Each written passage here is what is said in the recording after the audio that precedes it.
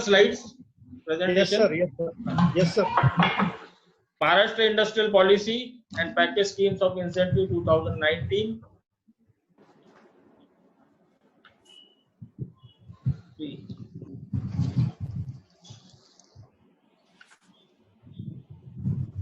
2013 की जो स्कीम थी 2013 package scheme of incentives 2013 which ended on March 2019. It got extended by 1 year. Originally it was to be ended on 2018 March, but एक साल और बना क्योंकि नई पॉलिसी बनाने में थोड़ा वक्त लगा।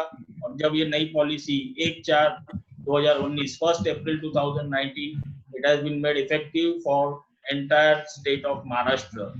And as you can know, Maharashtra has been the leader on industrial front of India. State government recently declared, अब एक साल होते आ रहा है करीब करीब, न्यू इंडस्ट्रियल पॉलिसी 2019।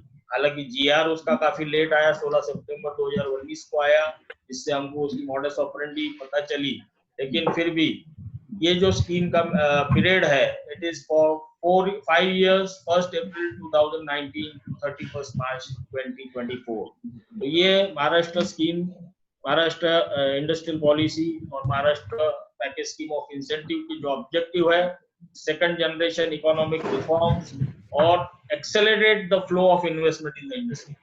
जब तक इन्वेस्टमेंट लाने के लिए हम लोग कुछ प्रोत्साहन नहीं देते, इंसेंटिव्स नहीं देते, the investments are not going to come. There in India there are so many states, and between the states there is a fierce competition of bringing the good units in the state.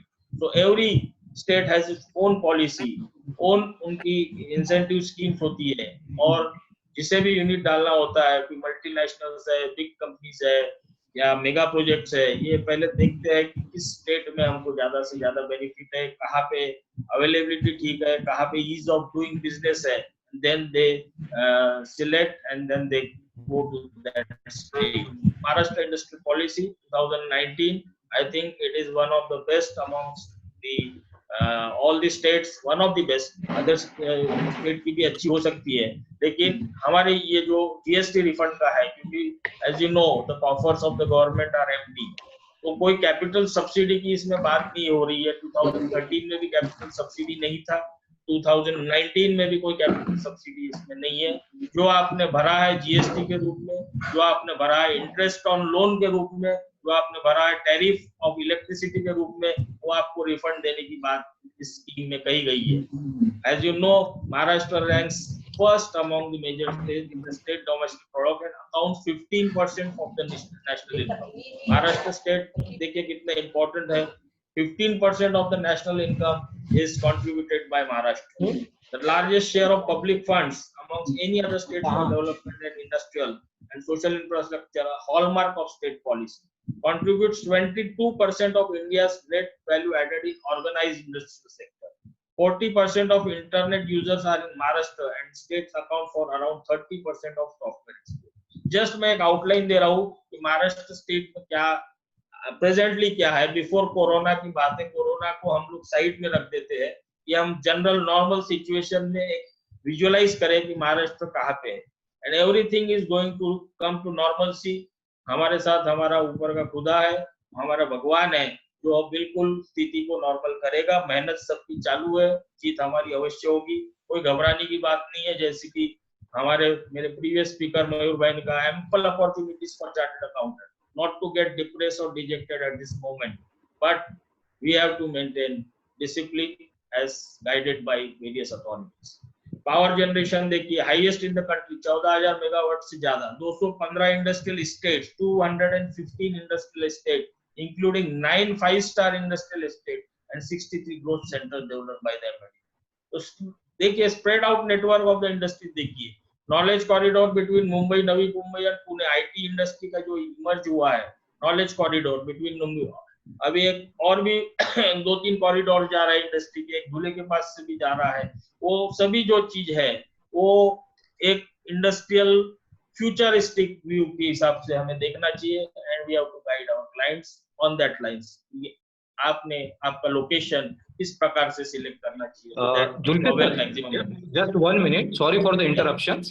Yeah. I request every viewers to write down your doubts. At the end of the session, we will have 5 to 10 minutes question answer session. So don't worry. At the end of the session, we will have question and answer session. So write down your all doubts. After the session, we will have question and answer session. Thank you. Thank you all. Okay, thank you, sir. Period of operation, as I said, 19 to 2024, 5 years. Cover क्या होता है इसके अंदर में? Coverage under the PSI 19, जो बिल्कुल थोड़ी सी जानकारी रखते हैं, ऐसे भी मेरे कुछ कलीग्स इसमें होंगे, उनके लिए बताना चाहता हूँ. एक्सपर्ट लोग तो है, लेकिन फिर भी for the sake of all आई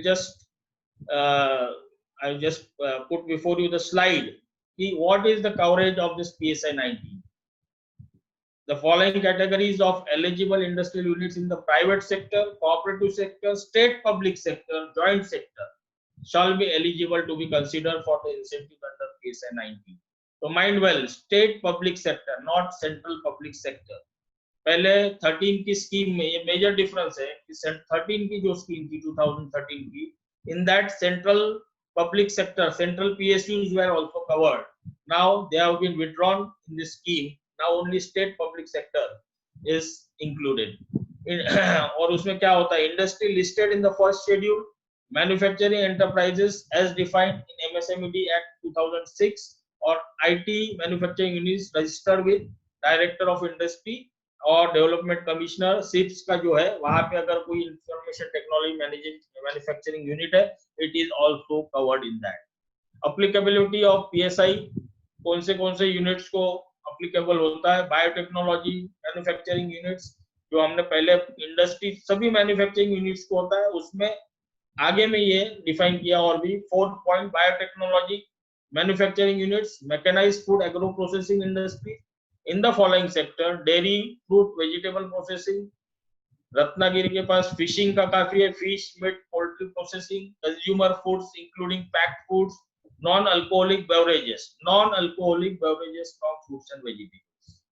अगर कोई बियर लिकर मैन्युफैक्चरिंग इंडस्ट्री वाला आपका क्लाइंट है तो उसे PSI 2019 के बाहर रखा गया है, उसे कोई प्रकार का इंसेंटिव नहीं दिया गया है. सिगरेट, बीड़ी, गुटखा, पान मसाला, all these products are excluded from the scope of this scheme. Units manufacturing all types of textile including cotton, ginning and pressing, sizing, spinning, weaving, bleaching, ये जो जितनी भी टेक्सटाइल की एक्टिविटी है covered under the textile policy 1823 of Maharashtra state shall be eligible only for the incentive other than those offered by the other state government agencies.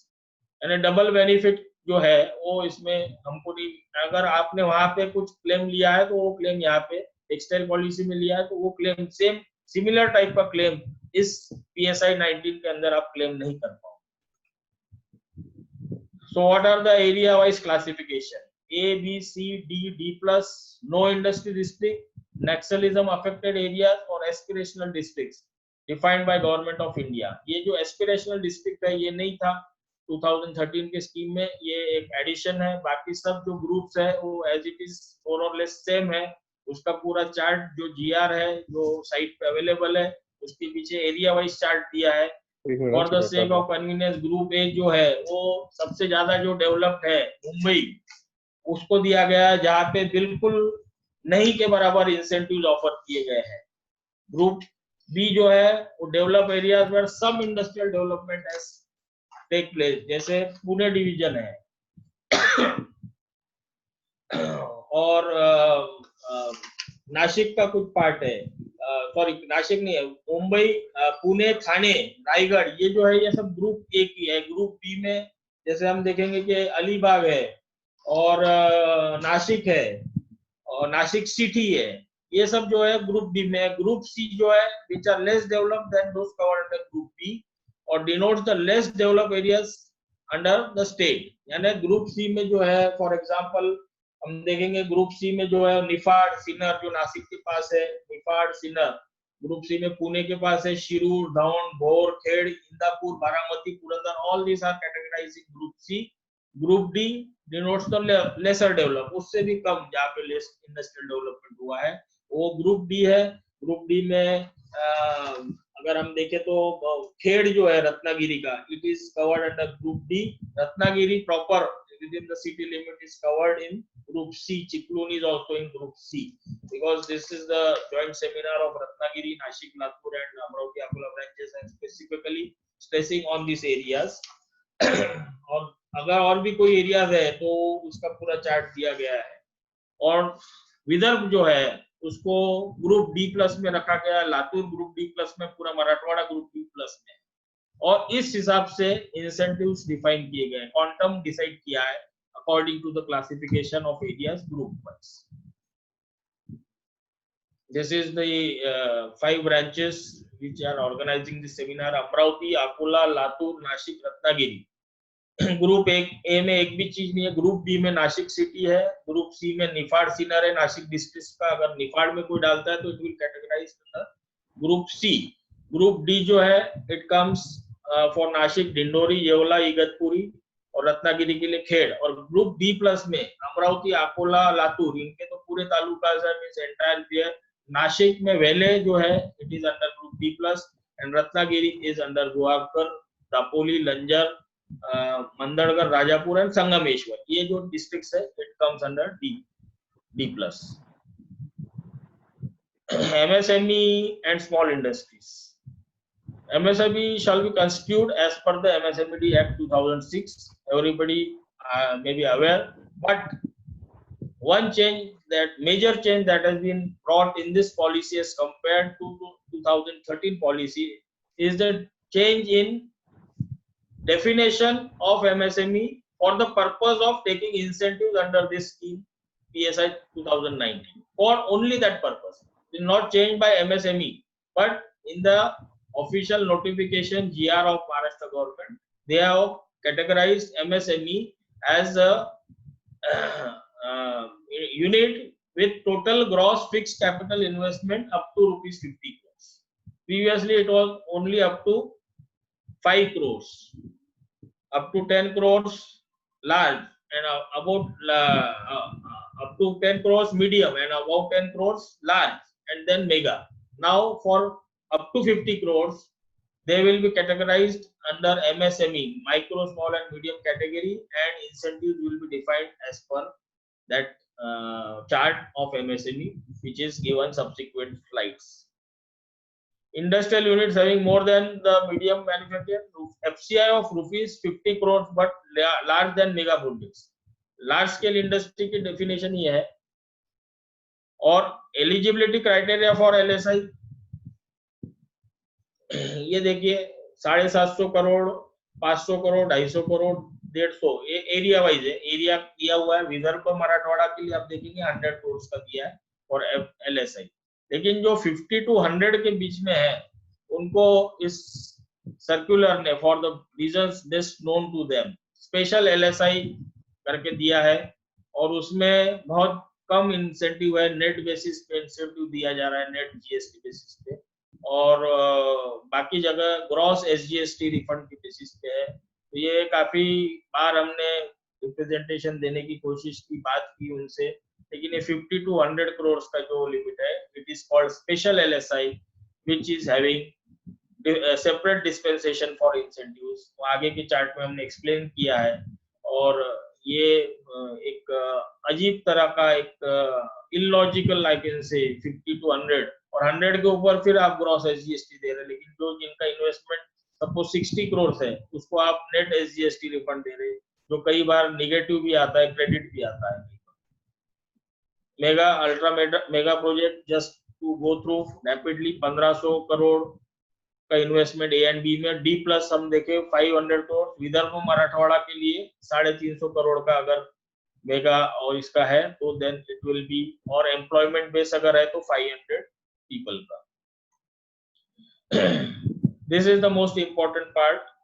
What is the existing unit setup and is in production prior to 1st April 2019 or has been granted EC or availed any incentives under earlier schemes, filed a valid application for grant of EC under PSI 13 before 31st March 19. कई लोगों के से discussion हो रहे हैं, कई phone भी आते हैं और कहते हैं कि सर 13 की स्कीम जो है वो अभी फाइल करने देना चाहिए, कई लोगों के रह गए हैं। 31 मार्च 2019 को उस स्कीम का विंडो बंद कर दिया गया और हम लोग हमारा जो इन्वेस्टमेंट है that is before 2019, so we will not get the incentives in this under this scheme first April after this 1st April 2019 से जो स्कीम चालू है PSI 19, we will not be able to get the incentive under this scheme because our investment is prior to 1st April 2019. So what can be done? तो इसके बारे में अभी तक कोई भी खुलासा या कोई भी आश्वासन मिला नहीं है। सभी जो अथॉरिटीज है they are only saying that let's see what can be done, so it is in dilemma. What is the new unit which is qualified, eligible to be qualified under this scheme is it should not be an existing unit, at least one of the effective steps completed on or after 1st April 2019 for setting the unit, and it is not formed as the result of re-establishment, mere change of ownership, change in constitution, reconstruction or revival of it. ये definition जरूरी है to know whether your client's unit comes under existing category or new unit category as far as the modus operandi of this scheme is concerned. Expansion के लिए same criteria है कि additional fixed capital investment 25% of gross FCI, minimum FCI of rupees 5 crore for non-MSMEs and 25 lakhs for MSME. यानी अगर किसी को expansion करना है, is existing unit है and they want to go for expansion, diversification, modernization, whatever term you can call, after 1st April 2019 if they have invested, then as on 31st March 2019 what was their gross FCI, at least 25% of that amount should be invested should be shown as expansion, then only it will be qualified. And minimum limit is for 5 crores for non-MSMEs and 25 lakhs for MSMEs. For large special LSI 5 crores का minimum FCI होना, then only it will be qualified as expansion proposal, and for MSMEs 25 lakh का minimum additional fixed capital investment होना। उसके आगे भी condition है कि existing installed capacity should be increased by at least 25%.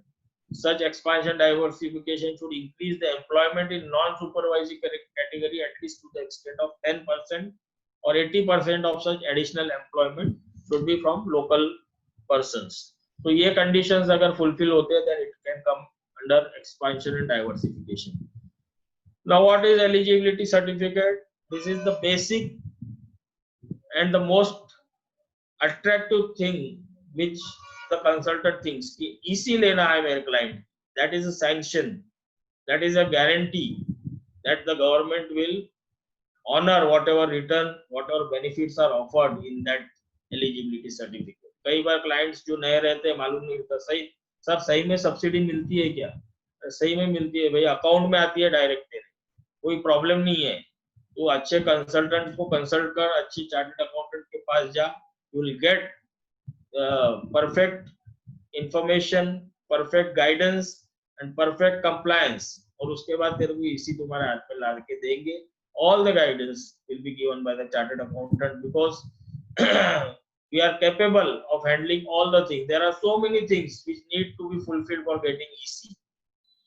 and architect का भी सर्टिफिकेट रहता है, नेटवर्किंग भी करना पड़ता है, आर्किटेक्ट का सर्टिफिकेट लगेगा, बैंक का सर्टिफिकेट लगेगा, सीए का सर्टिफिकेट लगेगा, लैंड के डॉक्यूमेंट्स लगेंगे, एमआईडीसी का कुछ लगेगा, पोल्यूशन कंट्रोल बोर्ड की एनओसी लगेंगे, many things need to done.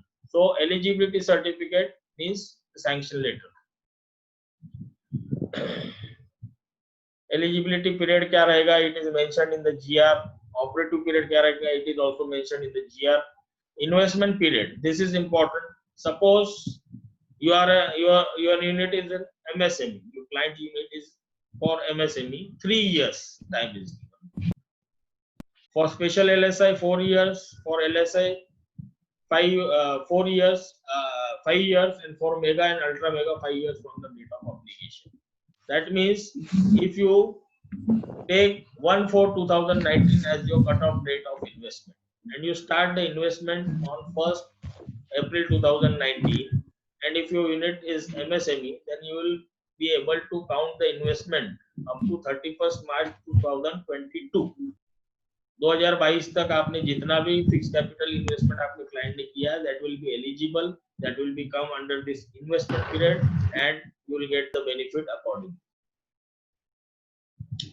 Effective steps जो हमने बोला था कि एग्जिस्टिंग यूनिट में इफेक्टिव स्टेप्स क्या होना चाहिए, इफेक्टिव पोजीशन ऑफ लैंड उसके पास होना चाहिए, रजिस्ट्रेशन ऑफ द कंपनी होना चाहिए, कॉन्स्टिट्यूशन होना चाहिए, फॉर्म, कंपनी, ट्रस्ट, सोसाइटी जो भी है, ईएम या लेटर ऑफ इंटेंट या government permission from state government for setting up the unit, ये होना चाहिए, consent to establish from Maharashtra pollution control board for MSME units. ये बहुत इंपॉर्टेंट एक मुद्दा है, ये अगर 1/4/19 के बाद का है तो it will qualify as a eligible proposal, eligible unit for PSI 2019। ये एस्टैब्लिश के पहले अगर आपने लैंड भी ले लिया है, 1/4/19 के पहले आपकी लैंड है लेकिन आपका कंसेंट टू एस्टैब्लिश एमपीसीबी का आफ्टर 1/4/19 है, then your case may get considered. दोनों तरफ से कर। A copy of IEM in case of large scale industry, mega, ultra mega unit और LOI ऐसे केस में भी। Gross fixed capital investment का मीनिंग क्या है? Gross fixed capital shall in the case of new fixed asset mean and include the capitalized value of new fixed asset acquired and also put into use at site and duly paid for during the eligible investment period। आप एकदम गौर से इस definition को पढ़ो, एक एक word important है, because include the capitalised value of new fixed asset, उसके अंदर में उसका ट्रांसपोर्टेशन है, फ्रेट है, सभी चीजें उसके अंदर में ऐड हो जाएगी अगर कोई चार्जेस लगे, and the basic value plus अगर उसको यूज एट साइट नहीं है, पेड नहीं है, तो it may not be considered while calculating your eligibility certificate, while calculating your वैसे भी नहीं देते थे, इस स्टेज पे भी नहीं देते थे। new MSME units and small industries will be eligible for a basket of incentives। Basket दिया है पूरा एक टोकरी में सजा के दिया है, 13 में भी था, इसमें भी दे रहे हैं। सैमसंग में ये नंबर आ रहा है। I request all the viewers to put your audio on mute facility so that speaker can be speak effectively. I request everyone to put your audio on mute. Thank you. Or new MSME units and small industries will be eligible for basket of incentive. Total quantum of incentives will be linked up to the percentage actual eligible। आगे एक table आ रहा है, उससे आपको clear हो जाएगा what is the picture। The incentives will be granted to the unit on first come first serve basis। तक सरकार के पास पैसा है, first come first serve basis पे आपको इंसेंटिव दिया जाएगा। ये है हमारे financial incentives for MSME. Ceiling कितना है? If we consider D+ category, maximum ceiling of basket of incentive is 60% and eligibility period is 10 years।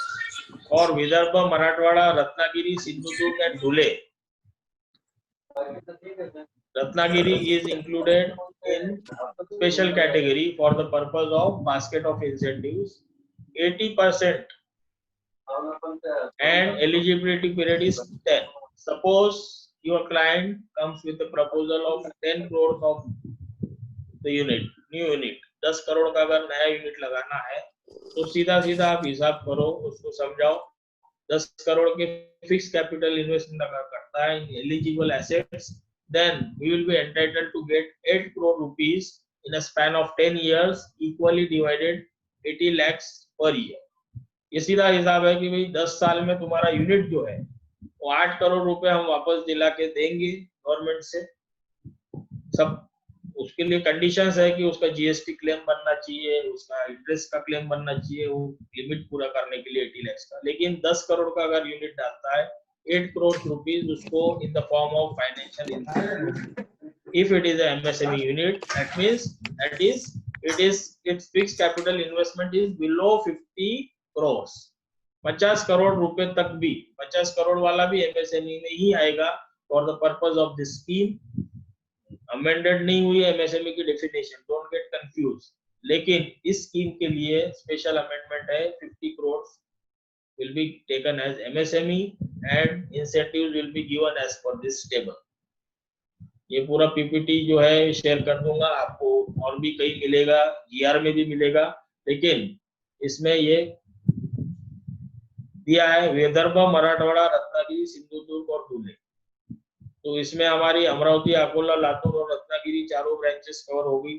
Nashik जो है it is in C category, some part, some in B category, some in D plus. तो उसके 40, 50, 60%। अगर नासिक के side में कोई डालता है 10 करोड़ का डालता है डी प्लस में, अगर नासिक का एरिया है तो 6 करोड़ मिलेगा, तो 60 लाख पर ईयर मिलेगा। क्या बुरा है, यूनिट पूरा फ्री हो जाएगा, लोन फ्री हो जाएगा 10 साल में। ये एडवाइस हमें हमारे क्लाइंट्स को देना है। That is a professional opportunity for us to convince our client, you go for this scheme, we will do all the compliance work, all the paperwork, and we will get your subsidy sanctioned and get it disbursed. That is the level of confidence you have to build in your client, so that ये इसके लिए थोड़ा एक दो आपको practical cases आप जब तक करते नहीं तब तक और भी चीजें आसान नहीं होती है। थ्योरेटिकल तो आपको समझ में आ जाएगा, लेकिन जब आप एक्चुअल फील्ड पे जाते हैं और वहाँ अलग अलग टाइप के लोगों से मिलना पड़ता है, अलग अलग ऑफिसर्स से मिलना पड़ता है, उन्हें अलग अलग चीज रहती है, उनके दिमाग में कुछ और रहता है, वो बोलती है पेपर ऐसा, ये है, ये सब जो चीजें है, इसके लिए भी मैं समझता हूँ यहाँ पे मोदी सर है, तापी सर है, और भी है, नीलेश भाई है, ब्रिजेश भाई है, सभी लोगों ने इसे एक ऐसा एक प्रैक्टिकल सेशन भी हमने यंगस्टर्स के लिए लेना चाहिए कि how to deal practically in the field of subsidy. ये हमने एक सेशन लेना चाहिए। थ्योरेटिकल तो हम समझा देते हैं हर बार और फिर बात हो जाती है, लेकिन आई थिंक आगे स्थिति अपनी सुधर जाएगी और जब हम मिलना चालू कर देंगे वापस एक दूसरे से और एक दूसरे से नमस्कार करेंगे, तब फिर से हम लोग इस टाइप की प्रोग्राम लेंगे। इसमें एक प्रैक्टिकल टिप्स और इसके ऊपर एक सेमिनार जरूर रखेंगे। एक्सपेंशन और डाइवर्सिफिकेशन के लिए क्या है, उसके लिए है 80% of the incentive admissible for new units. अगर आपका यूनिट एक्सपेंशन में है, 10 करोड़ का इन्वेस्टमेंट एक्सपेंशन में अगर आप किया तो आपको कितना मिलेगा, 80%। अगर आपका विदर्भ, मराठवाड़ा और रत्नागिरी में है तो 80% का 80% यानी 64%, दैट इज 6 करोड़ 40 लाख। और आपका जो eligibility period है in case of expansion, it will get reduced by 1 year. Instead of 10 years, you will be allowed eligible period 9 years. So 640 divided by 9 जो भी आता है per year उतना benefit मिलेगा if it is an expansion or diversification case. Eligible new expansion, micro and MSME which are set up in different parts of the state, it will be eligible as per 3 district categorization. Eligible MSME shall be offered IPS on 100% gross SGST payable by the unit on the first sale of eligible products built and delivered within Maharashtra. ये सबसे important चीज है, specially जो हमारे youngsters colleagues है, young colleagues है, और एकदम कंफ्यूज रहते हैं कि सर इसमें क्या है, SGST पेड नहीं किया है उसने तो कैसा मिलेगा। It is given clearly mention 100% gross SGST payable by the unit. It is for MSME. Eligible MSME shall be offered IPS on 100% of gross SGST payable by the unit on the first sale of eligible products. First sale, built and delivered within Maharashtra. कई लोगों का SGST cell बहुत कम होता है और outside the state ज्यादा cell होता है, वो लोग काफी कंफ्यूजन की स्थिति में कि कैसे करें।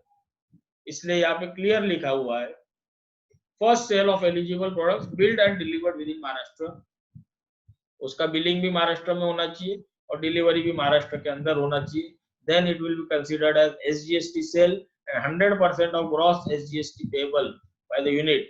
ये सेल पे जितना भी SGST होगा आपका साल में, that can be your claim amount if SGST claim refund claim has to be filed.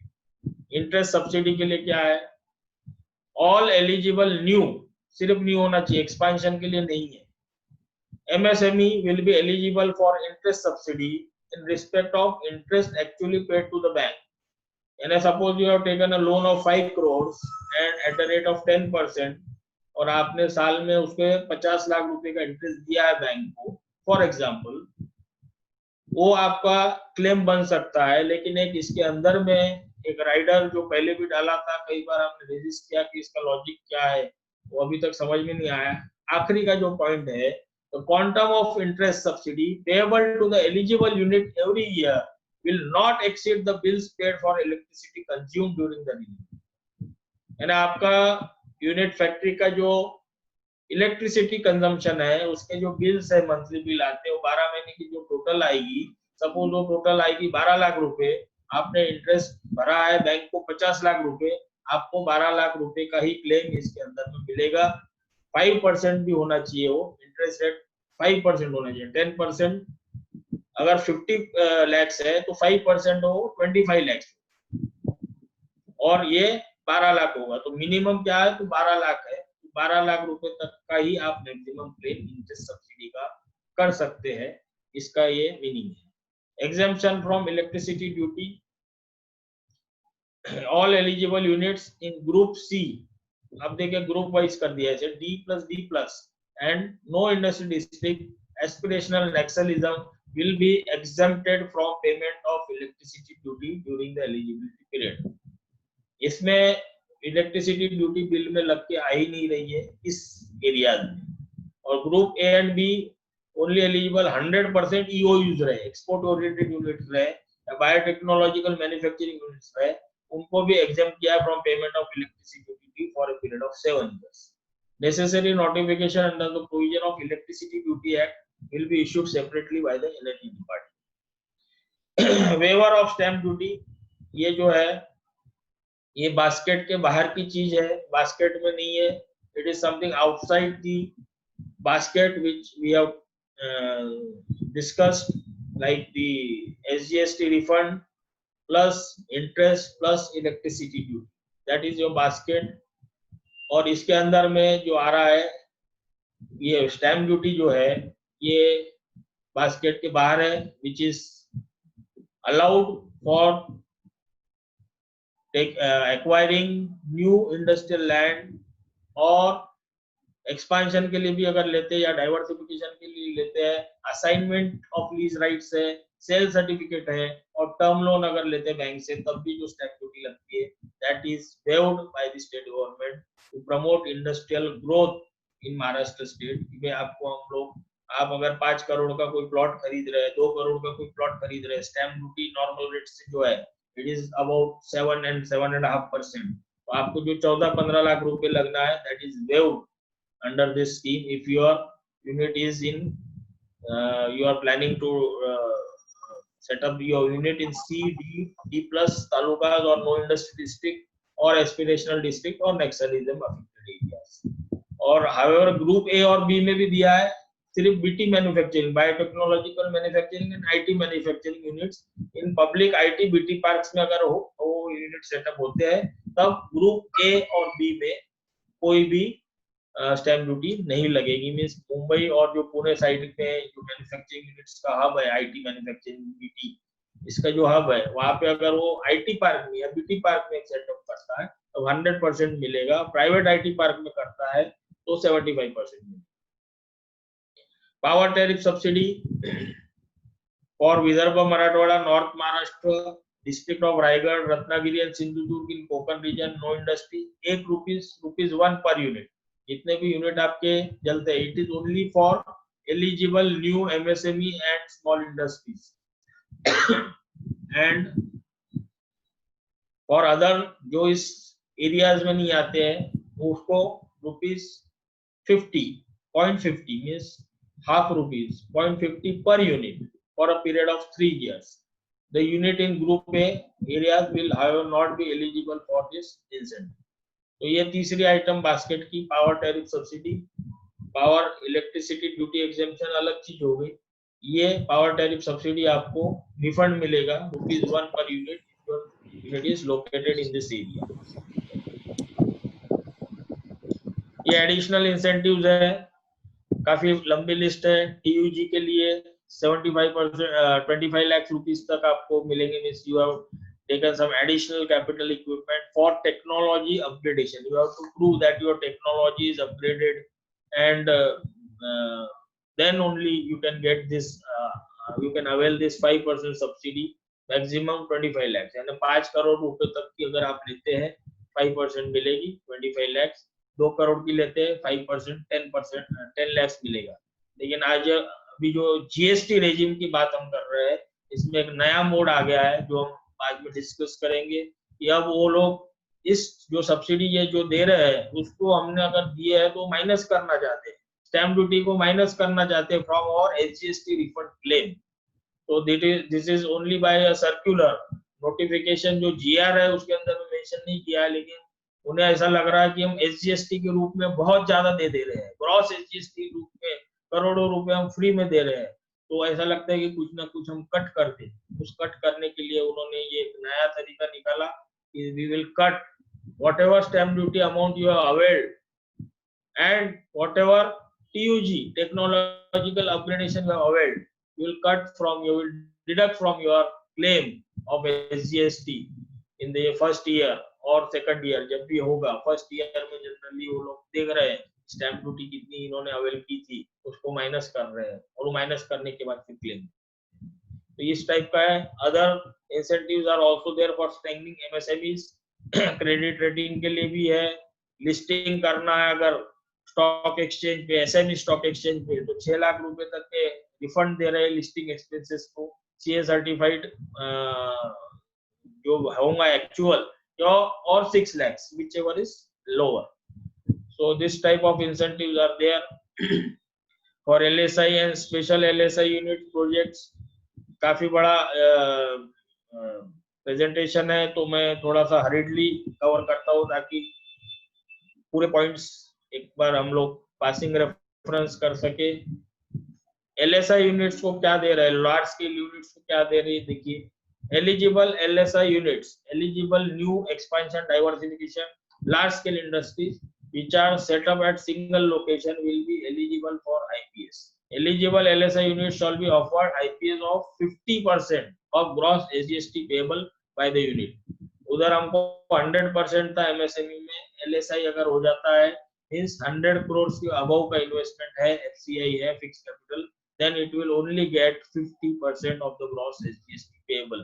और एलिजिबल स्पेशल LSI का आप देखिए, मैंने जैसा कहा कि ये जो कंसेप्ट है काफी बार हमारी चर्चा हुई, हमारे ग्रुप में भी हुई। ये कंसेप्ट समझ में नहीं आया कि एलिजिबल स्पेशल LSI यानी जो बेचारे 50 करोड़ से 100 करोड़ के बीच में घूम रहे हैं, तो लटके हुए ये इस अमाउंट में, जिसका 50 करोड़ रुपए के ऊपर इन्वेस्टमेंट है और 100 करोड़ के अंदर है, उसे स्पेशल LSI का उसे क्या दे रहे हैं, देखिए आप, at the rate of 40% of net SGST paid, वो भी पेड है, पेड होना चाहिए। ये तो ऊपर में पेबल दिया है, यहाँ पे net SGST paid by the unit on the first and sale of eligible products build and delivered within Maharashtra. इसका तथ्य क्या है, इसका लॉजिक क्या है, हम लोग और डिस्कस करेंगे, हम लोग और भी अथॉरिटीज से बात करेंगे, मिनिस्टर से बात करेंगे। This needs to be revised, change होना चाहिए, इसे भी LSI की कैटेगरी में लाके रखना चाहिए। इसे क्यों लटका है, 50 से लेके पूरा मेगा तक पूरा LSI कर दीजिए, और 50% ऑफ ग्रॉस जो दे रहे हैं वो दीजिए आप, नहीं तो उद्योग बड़े कैसे होंगे। लोग ये प्लानिंग करने लगते कि मैं अब 50 के ऊपर जा रहा हूँ, स्पेशल में जाऊंगा, मेरे इंसेंटिव कम होंगे, मैं नया यूनिट खोल देता हूँ, तो उसमें और ज्यादा सब्सिडी मिल जाएगी। तो ये सब चीजें है, planning part is very important, and concept जो है ये हमें हमारे क्लाइंट्स को गाइड करना है। इलेक्ट्रिसिटी ड्यूटी के लिए भी सेम है, LSI या स्पेशल LSI के लिए, ग्रुप C और D और D+ के लिए। वेवर ऑफ स्टैम्प ड्यूटी जो है ये भी सेम है। सी, डी और डी प्लस, इसमें एक्सपेंशन के लिए भी मिलेगा और वेवर के लिए भी मिलेगा। इसके बाद ग्रुप ए और बी की बात की हमने ऑलरेडी। मेगा प्रोजेक्ट्स अभी ये कोरोना के बाद कितने मेगा प्रोजेक्ट्स तुरंत आएंगे I don't know, but just to reference के लिए कि मेगा प्रोजेक्ट्स के लिए जो है वो जो चार्ट हमने दिया था कि मराठवाड़ा, विदर्भ और रत्नागिरी डिस्ट्रिक्ट 350 करोड़ का अगर है, या एम्प्लॉइज जो वहाँ पे लिमिट दी हुई है उसके उसमें means employment based mega unit है या इन्वेस्टमेंट बेस्ड मेगा यूनिट है, that is to be there. And उसके लिए स्पेशल एक कमिटी होती है मंत्रालय में, मिनिस्ट्री ऑफ इंडस्ट्री की empowered committee, that that give the offer letter to the mega unit कि हम उनको ये इंसेंटिव दें, उसके लिए कस्टमाइज्ड करके मिलता है। तो फॉर मेगा यूनिट कभी कोई प्रपोजल आता है तो कि उसके बारे में एक बार पढ़ के समझ के then you can go ahead. But अभी ये स्थिति इतनी गंभीर है कि चांसेस मेगा यूनिट के कम है। जो हमारे एग्जिस्टिंग यूनिट है और कुछ नए एमएसएमईज आए, उन्हें हम गाइड करें, उन्हें अच्छी से वापस स्ट्रेंथन करें, ये हमारा अभी ध्येय होना चाहिए। लेकिन मैं बहुत पॉजिटिव हूँ। I think corona is a blessing in disguise for the industries, for chartered accountants will have ample opportunities once the corona fear is gone out of India। और उसके बाद जो भी रिवाइवल है हर चीज में, हमारा थिंक टैंक, हमारी कैपेबिलिटी, हमारी एबिलिटी, हमारा कॉम्पिटेंस, हम आराम से हमारे क्लाइंट्स के फाइनेंशियल जो वायबिलिटी है, स्ट्रेंथनिंग ऑफ फाइनेंशियल फील्ड है, that we can guide and that is where our strength lies as a financial special and financial specialization and finance special person। तो एप्लीकेशन फॉर एलिजिबिलिटी क्या करना है? अभी तक 2013 का ऑनलाइन था, उसके बाद जो एजेंसी है जो वहाँ पे ऑनलाइन एजेंसी मेंटेन करती थी, जो वेंडर है government of Maharashtra industry department का, उनसे उनका कॉन्ट्रैक्ट रिन्यूअल नहीं हुआ शायद। और अभी 2019 की जो एप्लीकेशन है they are taking offline, means manually ले रहे हैं। लोग मैन्युअली जाके वहाँ सबमिट करते थे, the bunch of papers you have to submit। Claims का भी वही हो रहा है। अमरावती के चेयरमैन विपुल भाई ने मुझे बोला कि क्लेम्स के बारे में काफी कंफ्यूजन है, जो भी क्वेरीज आएंगी हम ले लेंगे, लेकिन क्लेम्स भी मैन्युअली ही सबमिट हो रहे हैं। और प्रोसीजर जो दिया हुआ है वो यहाँ पे पूरा मेंशन्ड है, just it is you can go through it and if any query is there we can guide you or support you। Procedure किस प्रकार से होना चाहिए, अलग रिकॉर्ड रहना चाहिए। इसमें सबसे मेन बात है कि there will be limit of 2 number of expansions diversification in the scheme के। आप 2 ही बार एक्सपांशन ले सकते हो डाइवर्सिफिकेशन में। 13 की स्कीम में ऐसी कोई लिमिट नहीं थी, you can take n number of times आपका इन्वेस्टमेंट पीरियड तय करके। लेकिन इसमें इन्होंने रिस्ट्रिक्ट कर दिया है कि 2 ही एक्सपेंशन आपको मिलेगी।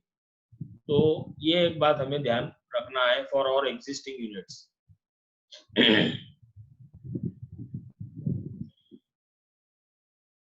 प्रोसीजर फॉर फाइलिंग क्लेम्स, ये एक आप देख लीजिए। For filing claim for refund of HGST following annexure documents need to be filed. ये जीआर जो है उसके अंदर में ये कोई लिखा नहीं है, ये हमने हमारे अनुभव से कि क्या क्या मांगते हैं एक बनाया, annexure A B C D दिया हुआ है।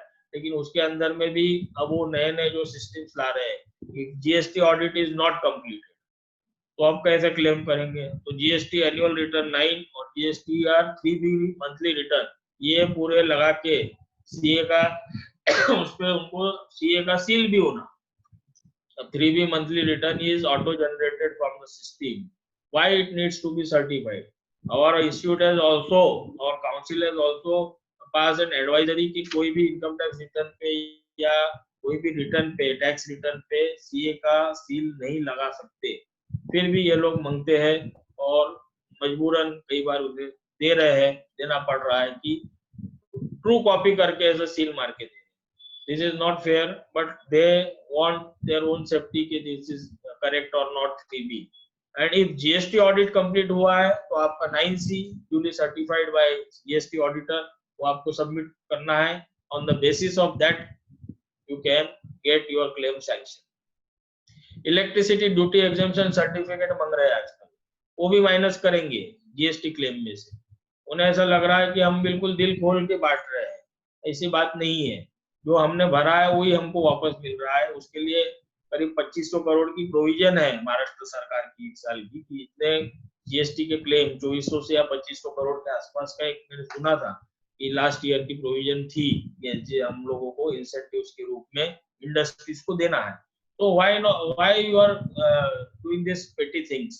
इलेक्ट्रिसिटी ड्यूटी एग्जेम्पशन सर्टिफिकेट वो बोलते हैं MSEDCL से लेके आओ. जिस बिल पे इलेक्ट्रिसिटी ड्यूटी लिखी नहीं है उसको कैलकुलेट करो at the rate of 9.3%. if it is in this C or D or D plus zone, it is at 9.3%. उस पे आपका जितना बिल हुआ उस पे 9.3% लगा के उनसे सर्टिफाई करा के लेके आओ MSEDCL. और वहां पे इतनी प्रॉब्लम है उनको किसी को समझता नहीं, सब लकीर के फकीर है.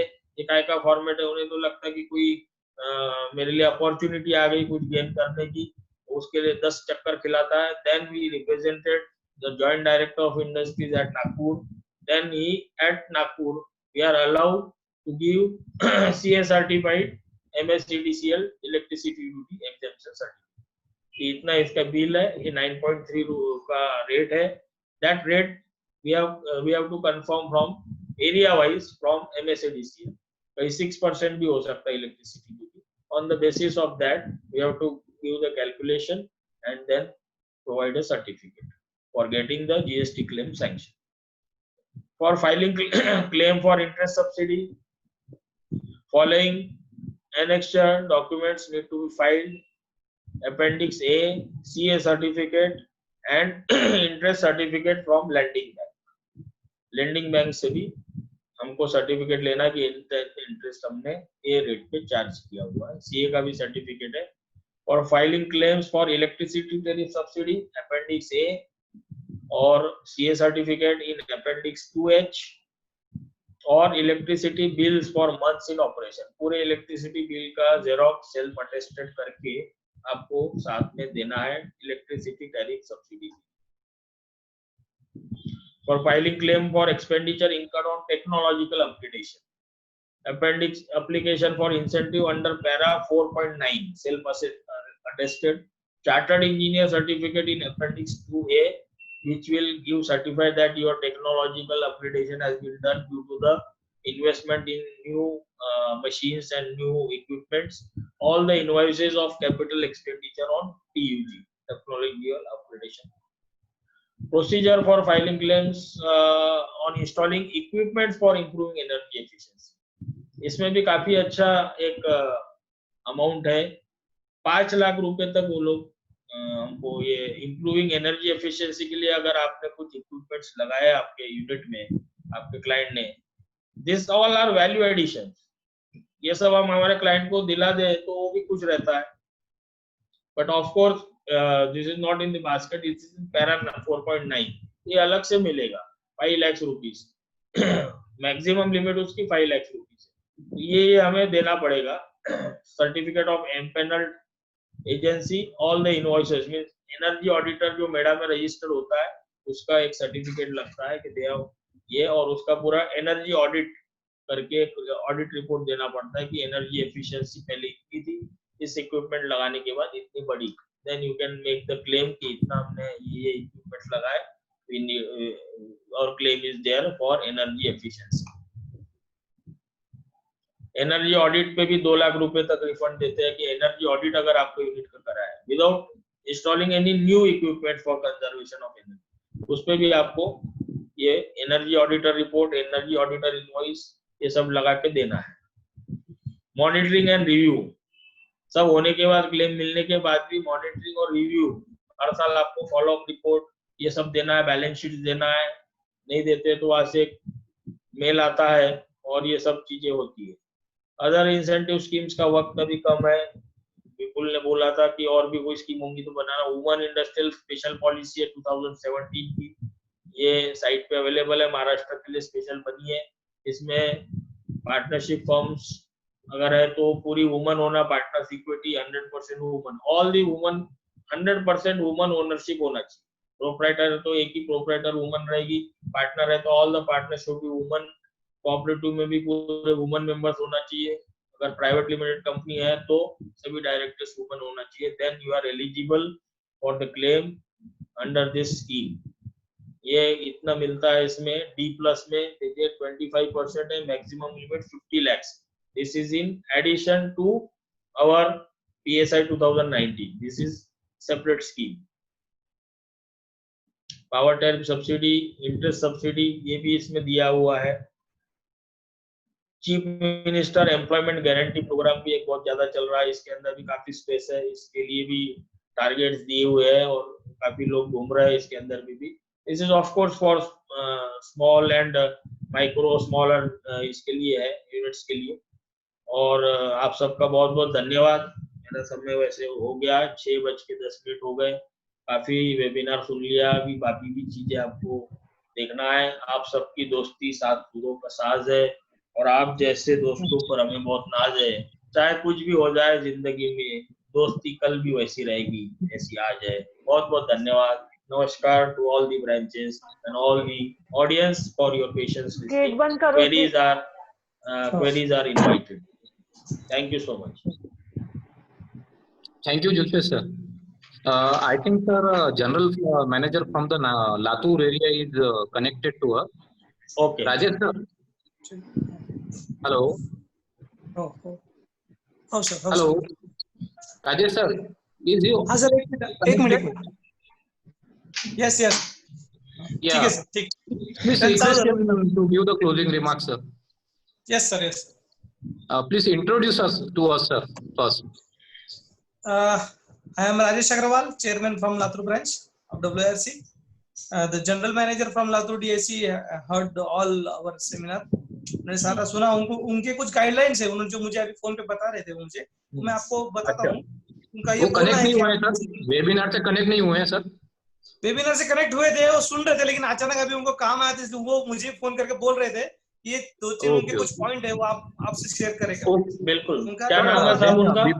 उनका नाम क्या है राजेश भाई? पीबी हनबर। अच्छा, पीबी हनबर और बालाजी बिराजदार मैनेजर और जनरल मैनेजर दोनों थे। अच्छा। तो राजेश जी बताइए। पेंडिंग क्लेम्स काफी है, मतलब लोगों ने क्लेम किया नहीं। सर्टिफिकेट पीएसआई का एप्लीकेशन, पीएसआई का सर्टिफिकेट ले लिया है, रजिस्ट्रेशन कर लिया है, लेकिन बाद में एप्लीकेशन करना भूल गए। 2013 के उनके बहुत सारे है क्लेम पेंडिंग है। एनुअल क्लेम्स बाकी है सर, ऐसा बोल रहे हैं। एनुअल क्लेम्स बाकी है, टाइमली सबमिशन नहीं होता है, लेट आता है। करेक्ट। इंटरेस्ट और टैरिफ, इलेक्ट्रिक टैरिफ, इसके लिए 6 months from the end of the year है एप्लीकेशन करना। 6 months के बाद 10% कटलमेंट होता है और 12 months के बाद 100% कटलमेंट होता है। लेकिन सब लोग क्या करते हैं, जीएसटी का होने के बाद ही सारा एक साथ करते हैं। तो ये बोलना था कि वो भी एक गलती है कि हम टाइमली अगर अप्लाई करें सारी चीजें, तो guide our clients and make it done before the due date. हाँ, और रेगुलरली पेमेंट भी आ जाता है उनको। ये उनकी गाइडलाइंस थी जो वो लोग बताना चाहते थे। वो अभी तक कनेक्टेड थे, लेकिन टाइमली ठीक लगा ना उनको प्रेजेंटेशन? उनको ठीक लगा सर? मैं एकदम बढ़िया राजा खुश तो प्रजा खुश, ऐसा है। नहीं, वो सब सुन रहे थे, वो बोले बहुत अच्छा है, खाली उनकी तरफ से जो लगता था कि कलम तो उनके हाथ में है ना सैंक्शन करने के लिए, वो खुश रहना जरूरी है। जुल्फे सर, हाँ जी बोलिए। बोलिए, can we take the question and answer session? Yes बिल्कुल। हाँ honey. Yes sir. Vikas sir representative, हाँ आप अनम्यूट कर दीजिए ना, हाँ so that concerned member can raise their query. I request everyone to please make silent so that concerned person can raise their query effectively. Request everyone. बोलिए sir.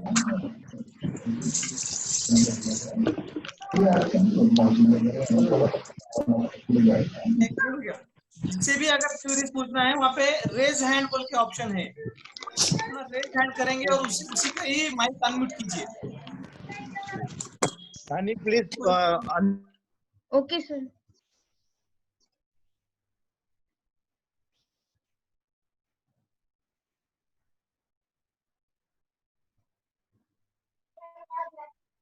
Any queries from the viewer? Can raise their thumb. Raising thumb facility is available on Zoom. You can raise your thumb.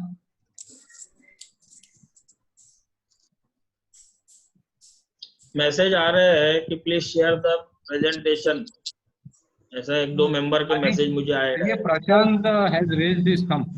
Mute. Hello हाँ Yes, yes. Please raise your query, sir. Sir CA Prashant Tapadia बोल रहा हूँ मैं। हाँ इसमें एक चीज मुझे क्लियर करना थी कि नए बोलिए। पॉलिसी में जो सारे क्लेम्स है वो सारे इवनली डिस्ट्रीब्यूट करेंगे ये लोग, मतलब नए इट इज पॉलिसी में कैप, एनुअल कैप दिया गया है ना उसको। हाँ एनुअल कैप है ना, पुराने में भी था। हाँ, तो उसमें एक चीज मुझे ऐसे पूछना है सर कि अगर मान लीजिए कि कोई क्लेम अगर यदि मेरा कैरी फॉरवर्ड होता है कोई पर्टिकुलर ईयर का, और carry forward claims plus current year का क्लेम भी अगर स्लैब के ऊपर जा रहा है तो कैरी फॉरवर्ड होगा ना, उतना ही डिसबर्समेंट करेंगे वो एनुअल कैप वाले। कैप तो वो जो ईयरली कैप के ऊपर कुछ नहीं मिलेगा, ईयरली आगे वो फॉरवर्ड होते जाएगा। डेफिसिट रहा तो उसका कोई फॉरवर्ड नहीं रिस्ट्रिक्शन होगा। नहीं है till the end of. Yes, deficit is not carried forward, surplus can be carried forward. अगर आपका 80 लाख का क्लेम है और आपका 70 लाख रुपए का क्लेम बन रहा है, ईयरली कैप 80 लाख है, हाँ। 10 लाख आप बोलोगे मैं अगले साल लूंगा, ऐसा नहीं होगा, डेफिसिट हो गया हो। लेकिन अगर आपका 90 लाख का है तो 10 लाख आगे के साल में जाएगा, 10 लाख आगे के साल में मिलेंगे। और अगर वो मेरा पूरा अगर यूटिलाइज होता है तो फिर से वो 10 लाख रुपए मेरे कैरी फॉरवर्ड होते जाएंगे। और एक क्वेश्चन था सर मेरा, नए पॉलिसी में शायद ये लीज रेंट का जो स्टैम्प ड्यूटी है उस पे थोड़ा सा बताएंगे कि क्योंकि 2013 के पॉलिसी में रेंटल अगर मैं कोई शेड लेता हूँ तो उसके ऊपर एग्जम्पशन नहीं था। लीज रेंट पे भी इंडस्ट्रियल प्लॉट होना, एमआईडीसी का होना, लेकिन इंडस्ट्रियल प्लॉट होना विद जोन सर्टिफिकेट, अगर एमआईडीसी का नहीं है तो एंड लीज पे जो स्टैम्प ड्यूटी लगती है लीज पे होगा। Okay okay okay okay, thank you sir. Hani, please unmute Shyam Doot ji. Shyam Doot ji. Yes, sir. Sir, Please raise your Hello. query, sir. Yes, sir, yes, sir. We are listening. myself हाँ Shyam बोलिए Doot. Shyam ji.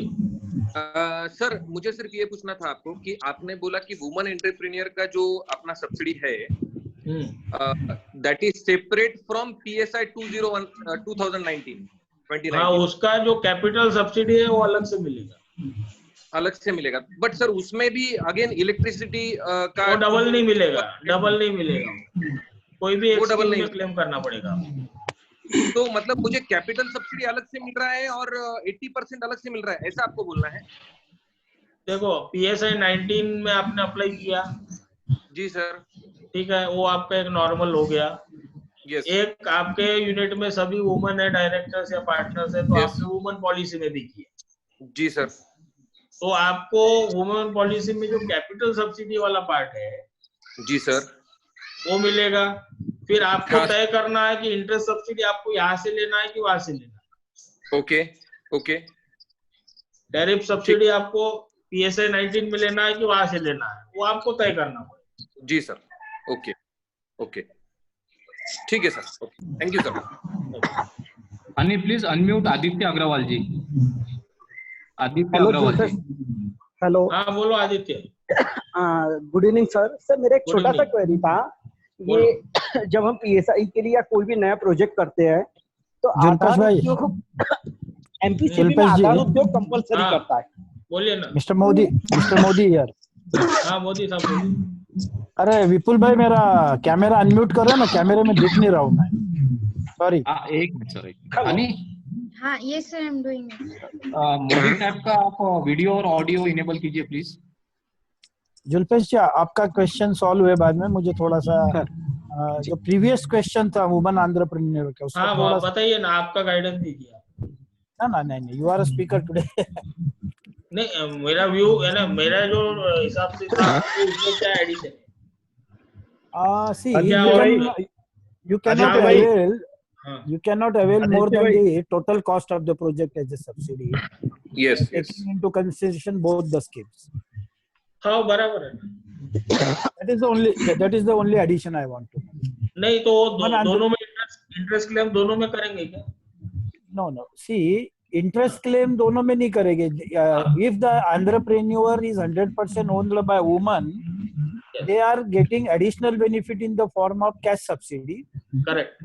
Interest, Right, IPS will be given under PSI 2019. Correct. But the total benefit taking into Cost PSI of the as far project as ऊपर नहीं जाएगा वो।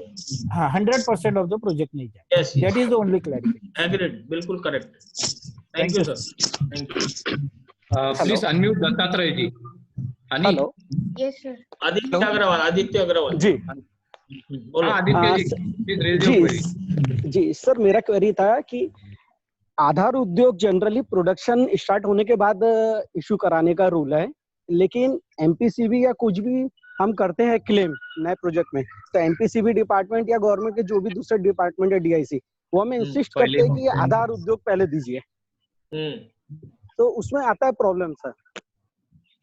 What to do in problem अभी चल रहा है काफी दिनों से, और आधार उद्योग को अब कितने बार भी अमेंड करके लोग निकाल रहे हैं बार बार।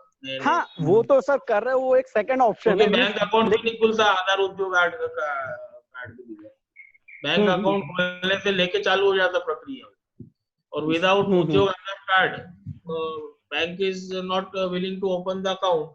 तो जब वो एक चालू नहीं हुआ है, प्रॉब्लम आता है सर, वो एक प्रॉब्लम आता है आधार उद्योग के उसमें देखिए, और इसमें तो correct.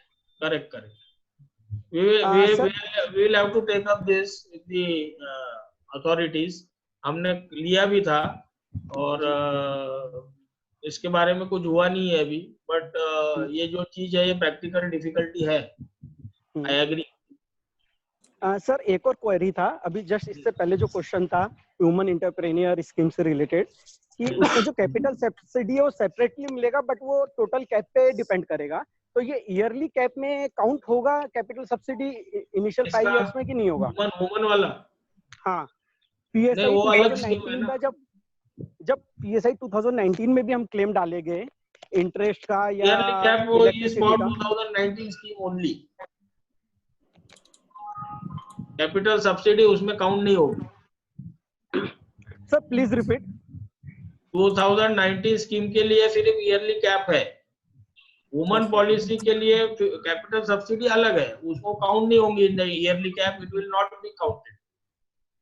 Okay, that suppose we are eligible for 1 CR, 20 lakh per year, so that will not be counted for yearly cap in PSI 2019, right? No, both are different schemes. Yeah. Both are different schemes. Both EC will be different. Yes, but for total investment or total cap, that will be counted. Capital subsidy will be. Total cost of the project से ऊपर नहीं जा सकता। अगर वहाँ पे तुम्हारा बढ़ गया तो it will be restricted to the total cost of the project. 100% of the cost of the project. Total cost of. Thank you, sir. Okay. जुल्फे सर, हाँ विनोद तांबी सर का क्वेश्चन। विनोद तांबी सर का एक क्वेश्चन आया है। तांबी सर क्या पूछेंगे मेरे को? हाँ एक मिनट सर, उन्होंने ये डाला हुआ है कि for the woman capital subsidy है, उसमें वुमन पार्टिसिपेशन 51% से ज्यादा तो चलता है। नहीं चलता। Worker should be more than 51%। Worker should be more than 51%।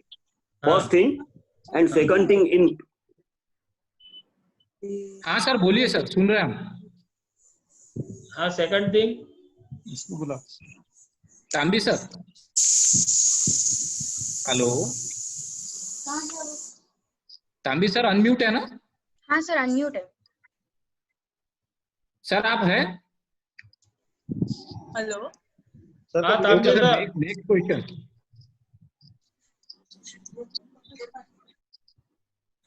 अभी पापा बोलेंगे तो आवाज आएगी। अच्छा सर कोई प्रॉब्लम नहीं सर, हम अगला क्वेश्चन लेते हैं फिर सर। हाँ दत्तात्रेय जी को अनम्यूट कीजिए honey. Hello. Dattatreya ji, CA Dattatreya ji, हाँ। Are you there sir? Yes. Yes sir, hello. Yes sir, we are listening. या बोलिए सर। सर सीए दत्तात्रेय टोन की बात कर रहा हूँ उस्मानाबाद से। हाँ बोलो दत्ता। सर मेरा एरिया जो है उस्मानाबाद वो एस्पिरेशनल डिस्ट्रिक्ट में आता है, उसके लिए Correct. 100% सब्सिडी अवेलेबल है। ठीक चलो है। वो यूनिट डाल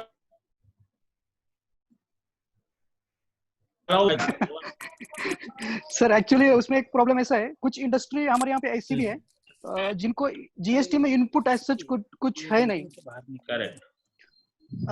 समझो अगर मुझे एक 2 करोड़ का भी ये करना है, सेटअप करना है प्रोजेक्ट, और मेरा जीएसटी का रेट होगा 5%, तो मुझे नियरली 4 करोड़ उसका टर्नओवर चाहिए। करेक्ट। तो उस केस में क्या होता है, जब भी मैं मेरे क्लाइंट को ये चीज बताता हूँ कि बाबा आपको कम से कम 4 करोड़ का टर्नओवर चाहिए और 5% आपको आउटपुट टैक्स भरना पड़ेगा, तब जाके आपको 20 लाख मिलेगा। करेक्ट सर लेकिन वो राजी नहीं होगा ना उस केस में, क्योंकि जो वो भर रहा है वो उसको उतना ही वापस मिल रहा है। तो इस केस में हम उसको कैसे मनाए कि बाबा नहीं ये ले ले तू बेनिफिट। नहीं भर रहा है तो वो तो चले गया ना, अभी एडिशनल मिल रहा है ना वापस। जो भर रहा है, जो उसने कस्टमर से लेके भरा वो गवर्नमेंट को चले गया, अब हम उसको वापस दिला रहे तो एडिशन ही हो गया ना उसके पास। लेकिन वो बोलता है सर मैं एक 50-60 लाख रुपए का सेल दिखाता हूँ, बाकी का तो सब मेरे पास ही रहेगा फिर। हाँ अब ये प्रैक्टिकल प्रॉब्लम है, इसे अपन ऑफलाइन बात करेंगे, सॉर्ट आउट करेंगे। Yes sir. है ना, ठीक है। तो अदर कुछ बेनिफिट है क्या उसके लिए, उसको कन्विंस करने के लिए अदर कुछ बेनिफिट है क्या? दत्तात्रेय जी आप पर्सनल बात कर लीजिए sir. Within the framework of law we have to guide our clients within the framework of law. तो हम देखेंगे कि क्या अल्टरनेटिव हो सकता है उसके लिए। Okay sir, thank you sir. We are taking the last question sir. Vishnu Soni sir को आप अनम्यूट कीजिए honey. Vishnu Soni sir, honey. Hello. हाँ सर। हाँ बोलो। जुल्फे सर। हाँ प्लीज विष्णु सर। जो अपन सब्सिडी का जो फॉर्म सबमिट करते हैं जिसमें अनेक्जर बी अपन सर्टिफाइड करते हैं as auditor. Annexure B, right. हाँ, तो जैसा वो बोलते हैं कि 3B के बेस पे क्लेम डाल दो, तो 3B कुछ सही गए हुए कुछ गलत गए हुए, तो उस बेस पे ऑडिटर वो सर्टिफाई कर सकता है या नहीं कर सकता सर? 3B को सर्टिफाई तो नहीं कर रहे ना अपन। नहीं, अनेक्जर बी पर सही है ना सर? जो एज ऑन डेट आपने डाला है, हाँ, जो एज ऑन डेट, जिस डेट पे आप क्लेम डाल रहे हैं, जिस डेट पे आप एनेक्जर बी को सर्टिफाई कर रहे हैं, वो कौन से बेसिस पे कर रहे हैं आप? वो अपने बुक्स के डाटा पर रिवाइज का कर रहे हैं कि ओरिजिनल 3B से कर रहे हैं? सर जीएसटी में रिवाइज रिटर्न नहीं होता ना सर? होता ही नहीं ना। तो गलत गया तो उसके लिए क्या कर सकते, जो है वो डाल रहे हैं अपन 3B। उसके बाद जब करेक्ट हो जाएगा वो, या मिसमैच होगा, या जब भी उसका असेसमेंट होगा, तो अपना उन्होंने पैसा विथहोल्ड किया है ना, पूरे पैसे थोड़ी दे रहे हो। 3B पे 75% ही दे रहे हैं। 75% ही दे रहे हैं अभी। हाँ राइट सर। बाकी का 25% विथहोल्ड है, जो भी कम ज्यादा होगा तो जब आप ऑडिट रिपोर्ट फाइनल दोगे उसके बाद वो आप बाकी का रिलीज होगा, वो भी 15 ही होने वाला है। 10% का मालूम नहीं बोलते भी क्या होगा, इन्हें टोटल 90% रिलीज होगा। 10% अभी गाइडलाइंस आने की बाकी है, कब रिलीज होगा। जैसे वैट में पूरा रिलीज हो जाता था असेसमेंट। हाँ जी बोलिए। हेलो। हाँ बोलिए। हाँ बोलिए सर। जुल्फेश भाई, प्रशांत पाठक फ्रॉम नासिक। मेरा एक स्टैम्प ड्यूटी रिलेटेड एक क्वेरी है मेरा। अभी 2019 में यूनिट टू यूनिट अगर ट्रांसफर है तो उसको स्टैम्प ड्यूटी एग्जम्पशन नहीं मिलेगा, ऐसा प्रावधान है। तो अगर मेरे एग्जिस्टिंग अगर प्रीवियस यूनिट है जिसने बेनिफिट नहीं लिया है या बेनिफिट लिया है और उसका डिस्चार्ज सर्टिफिकेट उसके पास है, तो whether that unit is eligible for stamp duty exemption under package scheme of incentive 2019? My view is yes. But sir DIC वाले क्लेम रिजेक्ट कर रहे हैं स्टैम्प ड्यूटी एग्जम्पशन का, क्योंकि सर्कुलर में क्लियर कर दिया है यूनिट ट्रांसफर है तो उसको एग्जम्पशन नहीं मिलेगा स्टैम्प ड्यूटी का। मोदी सर है क्या? मोदी सर तांबी सर है क्या कोई लाइन? है सर, मोदी सर है। सर उनको अनम्यूट कीजिए ना, आनी मोदी सर को अनम्यूट कीजिए। मेरा व्यू ऐसा है सर कि अगर यूनिट ने बेनिफिट नहीं लिया है प्रीवियस वैसे ही है ना सर। हाँ तो लेकिन नहीं सर, डीआईसी वाले क्लेम नहीं दे रहे। कहाँ? नासिक नासिक या सर मेरे केस में सर मेरे केस में मैंने लिया हुआ। हाँ सर मेरे केस में मैंने लिया हुआ। मिल रहा है और सर एक्चुअल में रेवेन्यू हाँ अमरावती के ग्रुप में सर यहाँ पे मिल रहा है, और लेकिन रेवेन्यू अथॉरिटी नहीं देती है। रेवेन्यू अथॉरिटी वहाँ पे रोक देती है सर। अच्छा, रजिस्ट्रार मेरे हिसाब से सर यहाँ से सर्टिफिकेट इश्यू हो जाता है। नहीं फिर ये रिप्रेजेंटेशन सर आपको तो डीआईसी ने नहीं दिया ना। हाँ मेरे को तो डीआईसी ने नहीं दिया, लेकिन ये बहुत जगह पे है सर इशू। नगर में भी सेम प्रॉब्लम है। जीबी मोदी सर है क्या? उनसे सर थोड़ा राय जान लेते हैं। सर निकल गए सर, चले गए शायद। अच्छा निकल गए। तांबी सर है? तांबी सर नहीं सर, तांबी सर भी नहीं है। अच्छा कोई बात नहीं सर। मेरा सर ऐसा सर्कुलर में है क्या यूनिट का? सर्कुलर में है सर। यूनिटी है क्या?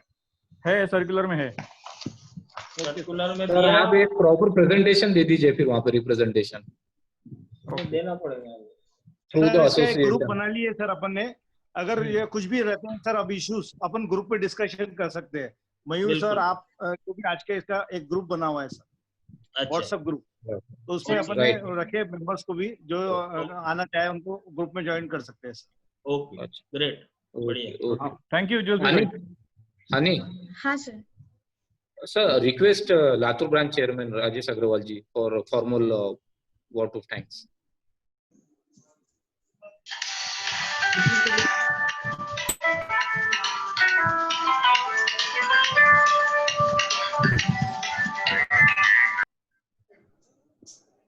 राजेश जी है क्या वहाँ पे? हाँ sir. Yes sir, yes sir. Yes sir, please sir.